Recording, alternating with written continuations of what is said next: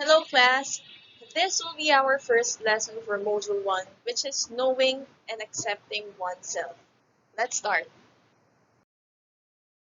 In this topic, you will be guided in your journey as you get to know yourselves more. You will initially be exposed to the concept of the self in the words of notable philosophers and find its meaning from the perspectives of psychology, sociology, and religion later on. This topic aims to guide you as you relate the concept of the self from a large and general perspective to a more specific point of view through reflection of your own feelings, strengths, weaknesses, characteristics, habits, and experiences, and by sharing of those. So let's dive into our lecture proper. It is a no-brainer that personal development starts with the self. So let's define the self first. The self is simply defined as a set of elements composed of the physical body, thoughts, feelings, emotions, and sensations. Putting them all together makes a person unique or different from another person. You will be asked to describe yourself and you respond by recounting your physical attributes, attitudes, skills, hobbies, about how you think, what you currently feel about some issues around you, then you are already revealing personal things, thus exposing your individuality and your uniqueness as a person, as a human being. Putting history into consideration, the self was first defined by one of philosophy's greatest minds, Socrates. He believed that it is ridiculous to investigate other unimportant things when one has not known oneself yet. For him, what is important is self-knowledge, and that admitting one's ignorance of the self is the start of true knowledge. Socrates is teaching us that we should know ourselves first before we engage in knowing other things and other things more. As persons, we should know the answer to the question, who am I, first before we ask another person with, who are you? How can we know and accept another person if we ourselves do not know and accept ourselves yet?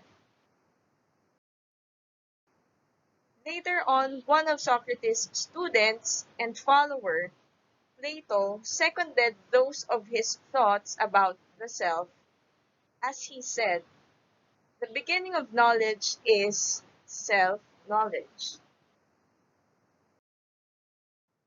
This pursuit was also supported by the teachings of ancient Hindu, as it emphasizes that inquiry into the truth about the self is knowledge. One of its teachings also include the belief on the Atman, which is the universal self of a person that connects to the physical body and makes all organs function. It is the soul of the human body that is connected to the universe called Brahman. From the Greeks to the Hindus, now we go to Islam with a Persian theologian and scholar, Rumi. Rumi was a 13th century poet who grew up with a theologian and jurist father, famous for being the sultan of scholars. In his early years, Rumi has read and actually memorized the whole of Quran, thus basis of all his later works and philosophical views. Among his famous lines about the importance of knowing oneself is, finding your true self will give you true happiness. And our self is easily influenced and manipulated into something it isn't, and we should return to who we truly are. He believed that knowing and accepting oneself will make one truly happy, and returning to our original selves would help one to be not easily bent in his principles and values.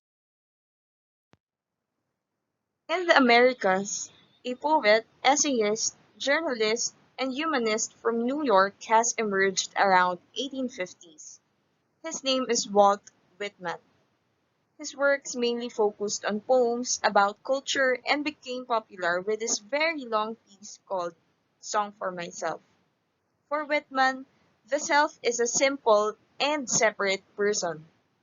To make oneself better, he advised that man should learn from the different experiences and obstacles he encounters. We can learn that even during those, we could say, ancient times or centuries way past this day and age, the quest for knowing oneself is already apparent and deemed highly important. Regardless of time in history, people would always seek to know and understand the self.